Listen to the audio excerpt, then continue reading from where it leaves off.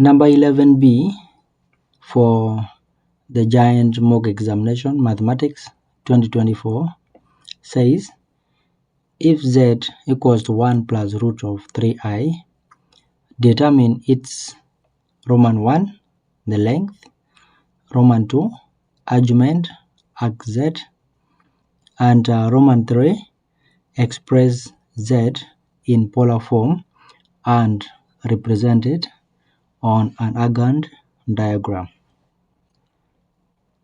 So this is the continuation of the complex number. We did part A in the previous video, and this is part B. So part B, Roman 1 says that we need to find the length.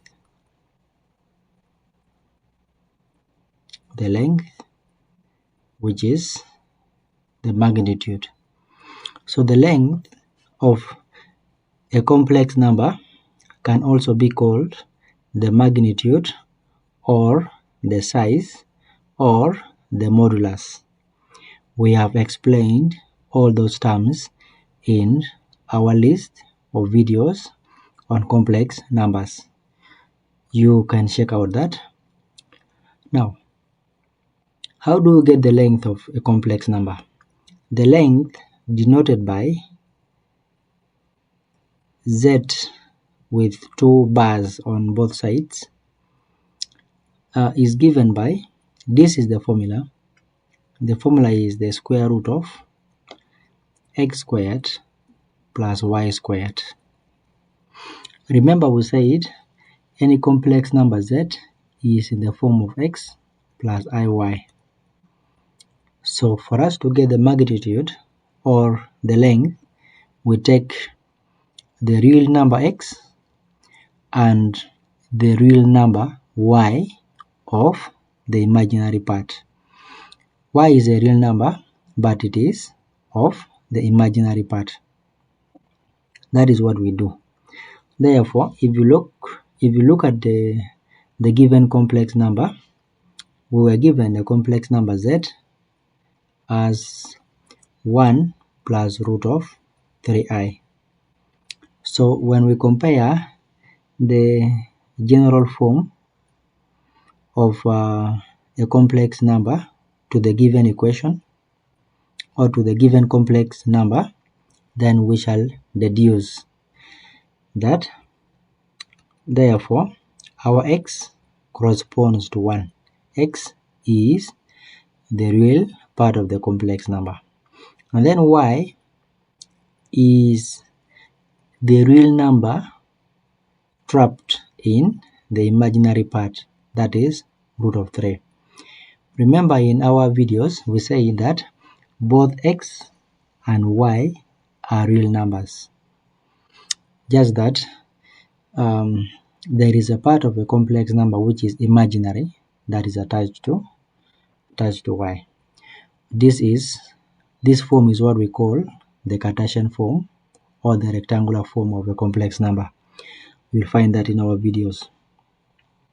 And therefore, when we substitute here now, we shall say therefore our magnitude z becomes root of, what is our x? Our x is 1, so root of 1 squared plus, what is our y? Our y is root of 3, but the formula says squared. What is 1 squared? If we square 1, we get 1. Press the calculator, plus what is root of 3 squared? Root of 3 squared is simply 3. Root of 3 squared is simply 3. And then when we simplify that, we shall get root of 4. On adding those two terms, 1 plus 3, it gives us the root of 4. And then when you press the calculator, root of 4 is 2. Ideally, root of 4 is supposed to give us plus or minus 2. But we are looking at the magnitude or the length. Length is a distance. And remember, we do not have negative distances. So we say the length of the complex number is the absolute value, the modulus, or the magnitude. So this is the answer.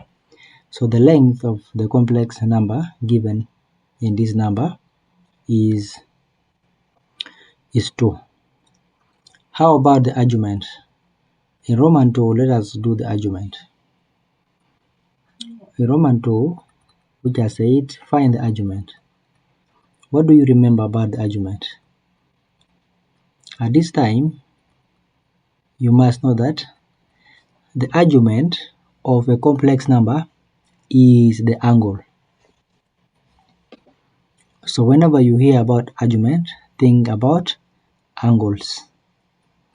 So argument of a complex number is the angle that the complex number makes with the positive x-axis. That is the definition. But remember, in complex numbers, we represent them on the Argand diagram.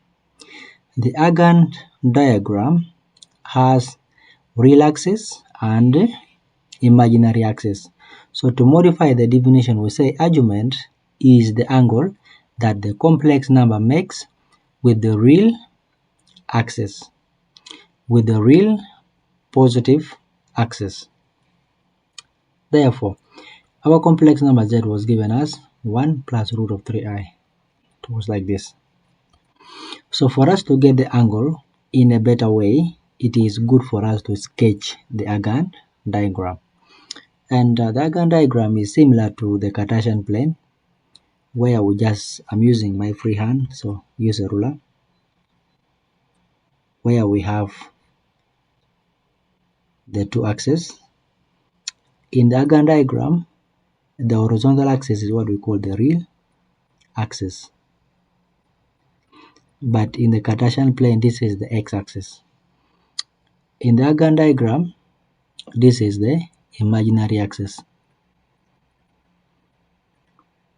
But in the Cartesian plane, that is the y-axis. At the center, we have origin O. So this is what we call a complex plane. It is not a Cartesian plane.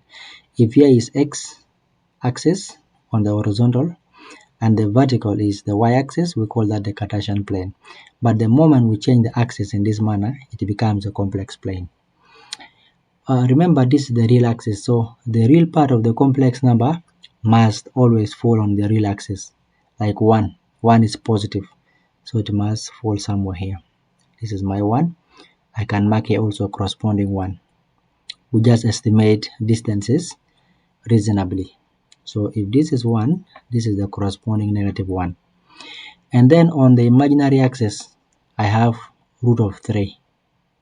Don't plot it as root of 3i, no. You just take the value. The I is already on the axis. So you just locate it anywhere. So this is my root of 3 because it is positive on the imaginary axis. I can also mark the corresponding negative root of 3 here. You can mark anywhere, there is no problem. Now, we had positive 1, which is here, positive root 3, which is here. Where do they meet? Their point of intersection on estimate is somewhere here. This is where they're meeting. Make it face this and make it face that. But use a ruler just to guide you. So you now draw a complex number from the origin up to that point of intersection. Use a ruler. That is where they are going to meet because this one dots like this. And then this one comes vertically down. So a complex number is from the origin up to that point of intersection, and then you put an arrow on it, arrow like that, because it is a vector quantity. The arrow shows the direction of the complex number. What is the argument? Now the argument is this angle here. This angle is what we call the argument. So you can call it angle theta. The choice is yours. I've called it angle theta. Now we just need to find this angle theta. And if you look at this, I'm seeing a right angle triangle here from the hypotenuse formed by the complex number. Then we have the opposite to the angle and the and the adjacent. So the distance from down here up to up here is the same as the distance from origin up to root 3. So this side is root of 3. Then from here up to here is 1. So this is also 1. Now we just need to find that angle. We can apply any trick ratio from sine, cosine, and tan from SOHCAHTOA. But here we have the opposite and the adjacent. So we just say tan of theta equals to opposite is root of 13 out of the adjacent 1. Therefore, our theta becomes the tan inverse of root of 13. And then you press your calculator. Keep your calculator in degree mode. Simply reset your calculator, in other words. So tan inverse of root 3, I'm getting 60 degrees. I'm getting here 60 degrees. That is, this is the tan inverse. And therefore, this is the argument. So here we now say, therefore, the argument of the complex number z is 60 degrees.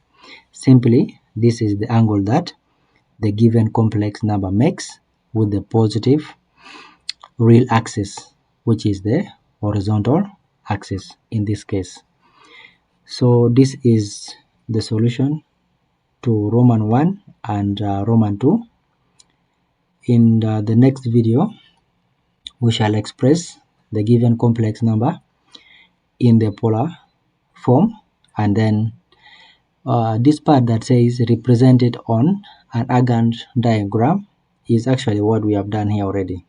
This is the Argand diagram, but I will do it again in Roman 3 because it was specifically asked.